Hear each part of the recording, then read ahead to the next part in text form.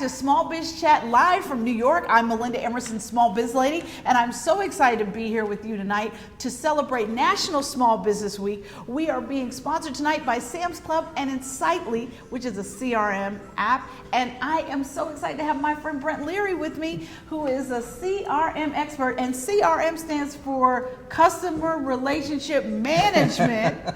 I misspoke earlier and said Customer Relationship Marketing. So that stands for CRM too, but not in this case. Right.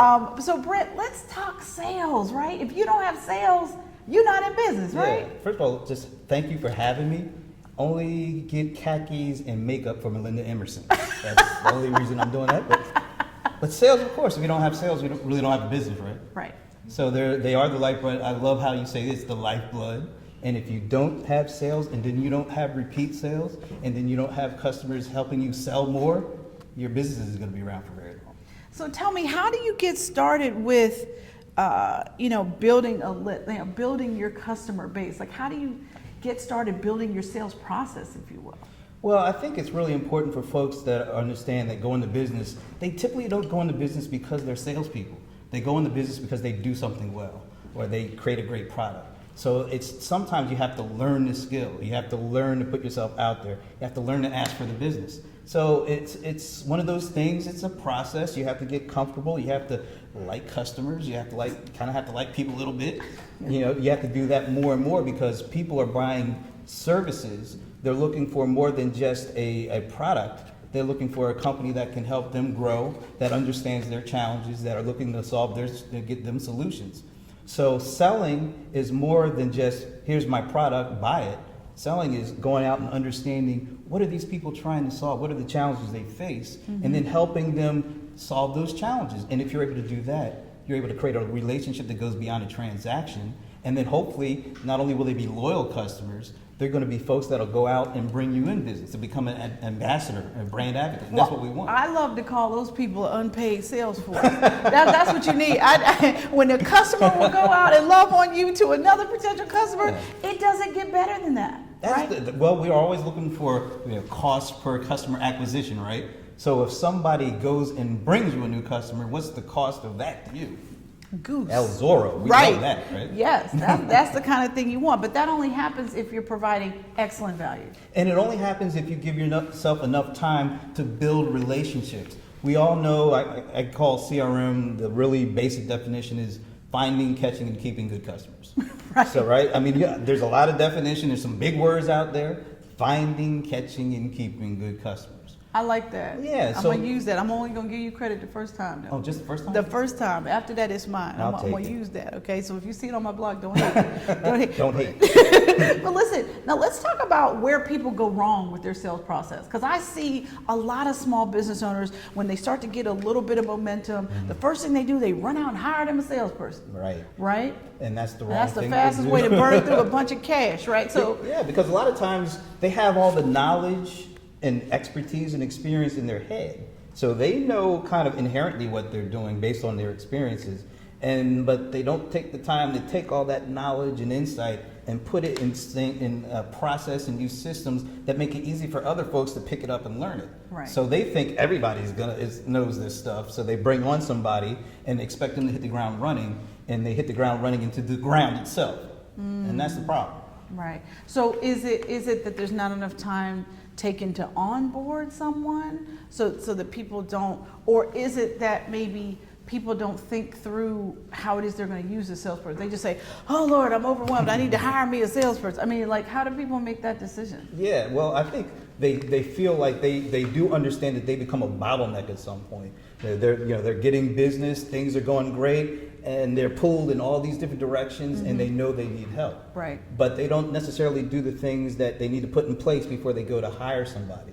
Like, writing down the process, really laying out the steps, laying out the activities, knowing when the stage of the cycle they're in, and what's the probability to close for that stage. Right. So all these things are really important because anybody that comes in, walking in the door, they're not going to know any of that stuff inherently. Right. You've got it up here, so you need to transfer that into some sort of an application that makes it easy for folks to understand, oh, okay, there's 5 stages in the sales cycle. There are these activities that are assigned to this stage, and these are the kind of things that we're looking to do, and these are the kind of people we're looking to buy from or sell to. And so all of those things have to be fleshed out, understood, and then, all right, here, now we can bring people in because now we have a process, we have an application that makes it easy for us to implement that process. And then as a owner, I can look and see real quickly, oh, we got these many deals. Oh, these deals are in this stage. This is in that stage. When do I need to step in? Because I don't want to be at the beginning.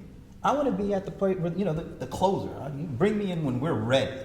That's the most effective use of my time. So if you don't put all that in place, you're not only going to be challenging them and making them kind of fail, but you're also going to put yourself in really bad positions, and the business is not going to succeed. Right. So to recap what you said you got to document your life cycle process first. Yeah. You have to know how long it takes you to close a customer. Yeah. And then you have to document, the ongoing relationship and the stages, the activities, the understanding what percentage or chance we have to close this deal, and that'll help the owner step in when they need to step in and get it done. Okay. Now, when it comes to, I've done all this, now I'm ready to hire my salesperson. Now, how do you go about compensating salespeople? That seems like this all over the place.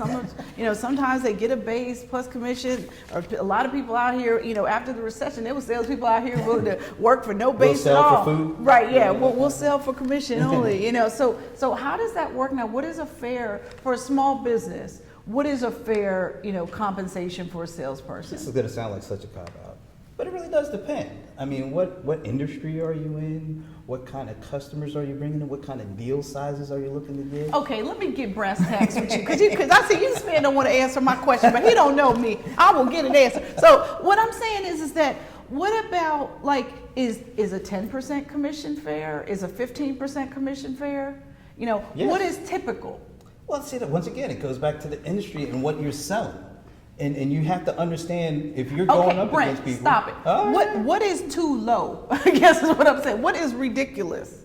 Well, now, that's a personal thing, because if you think you're worth a certain amount, right, and you got the experience and you know that you will go and close, you can say, I will bring you business today if you give me what I want. Sure.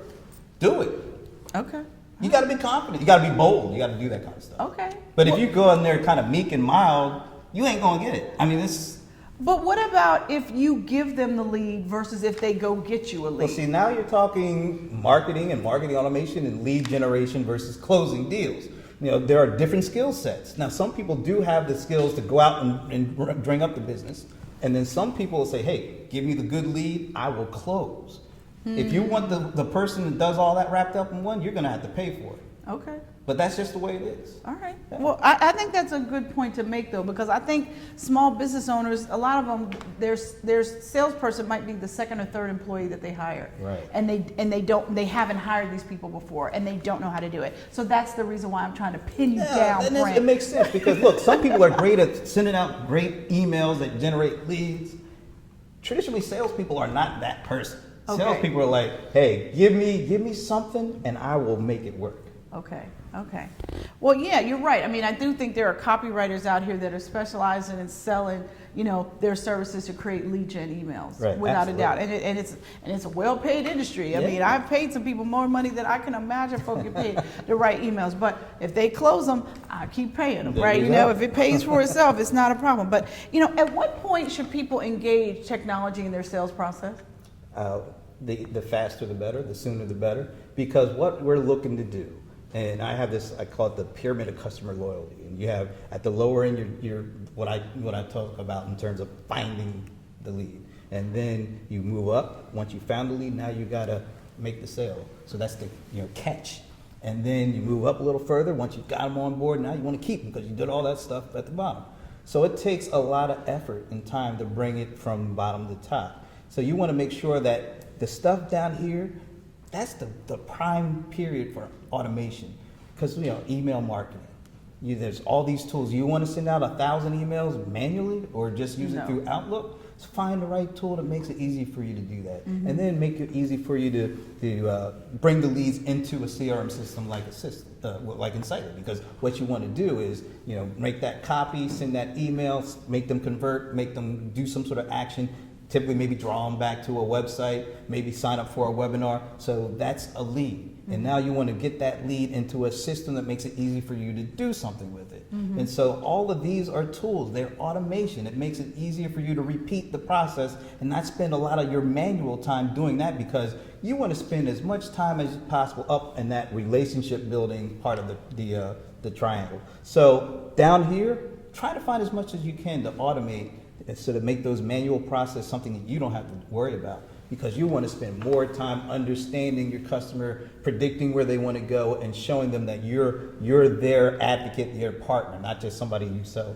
their device and stuff. I know that Insightly, one of the things that's a special feature of Insightly is that they integrate with Google Apps. Can you talk to me a little bit about that? Look, small businesses are using Google Apps. I mean, we're using Docs, we're using Gmail, we're using spreadsheets, we're using all these tools. And what's cool about Insightly is they know that small businesses use those tools, and they make their system as easy as possible to use side by side with Google products. So you do your email, that integrates into Insightly so that you can see who you're sending your emails to, what you're talking about.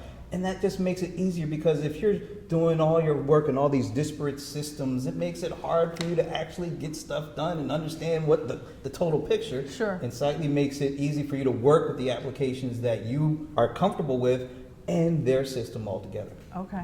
That's really important. And then what do you think is the biggest misconception about CRM, for small businesses, other than the fact that people don't even know what CRM stands for? Yeah. So it's customer relationship management, right? I don't know if we have enough time. Oh gosh. But I'll try to break. Some people still think that it's not for them because it's too expensive, it's too hard to use, it's too complex. You can get started for like $3 or $1 for a month. Yeah, Insightly's got a free app, right? So if you go to Insightly.com, they're offering you a free trial. So go try it out. There's no risk what involved. What do you have to lose, right? Not a doggone thing. And what you'll find out is that it's not only inexpensive to use, it's easy to use.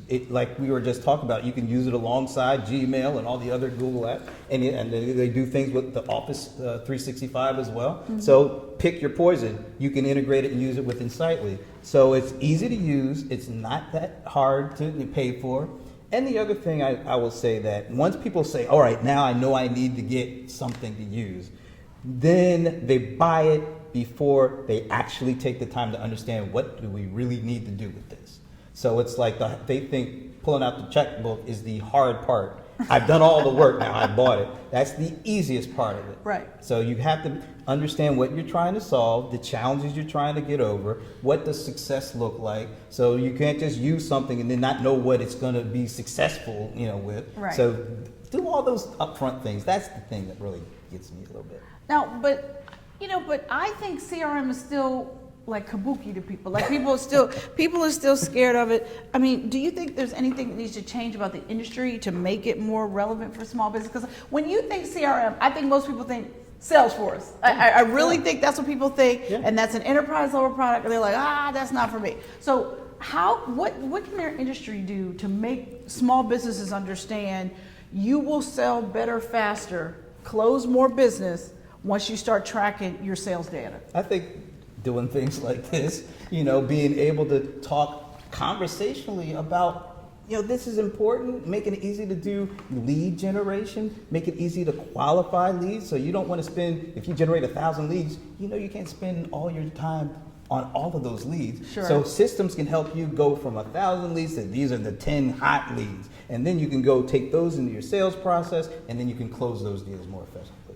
Well, listen, I have so enjoyed. Thank you so much for flying up from Atlanta to be on SmallBizChat live from New York. This is our annual live stream event for National Small Business Week. I am Melinda Emerson, the Small Biz Lady, and I'm so excited that you were going to join me tonight. And special thanks to Sylvie DeGusto and to Nina Kaufman for being our guests tonight. And listen, every night on Twitter, every Wednesday night, we ask you for roll call. I want you to get on Twitter right now and tell us what you do in your business so that we can highlight you and retweet you as well. And also too, don't forget, you can still tweet out questions to my audience. We have 3 gifts to give away, and we're going to give them away after the show is over. And also too, I would be remiss if I didn't thank our generous sponsors for tonight, Sam's Club. Sam's Club is doing wonderful things for small business. In addition to saving you money every single day in their clubs, they also have great deals on payroll and HR services.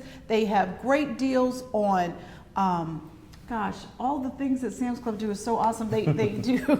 If you go to samsclub.com/benefits, you can get all of the information, but they've got great deals on credit card processing from First Data. If you need help with access to capital, they have a deal with SmartBiz for SmartBiz loans. So you've got to check it out. They have great discounts on their fees, and they're going to make sure that you're not getting paid an astronomical interest rate on that. So go to samsclub.com/benefits to get more information about all the things that Sam's Club is doing to help small businesses. And I would be remiss if I didn't thank our friends at Insightly. We love Insightly's CRM app. It is really affordable, and they're offering a free trial. So if you all go to insightly.com, you can get a free trial, try out the software, see if it helps you in your sales process, and give them feedback. They are willing to upgrade and change and grow. So give them feedback on how it's working for you in your business. And I must thank my wonderful team, my co-host Diana Guerin, the irreverent sales girl, and the wind beneath my wings in Small Biz Chatville.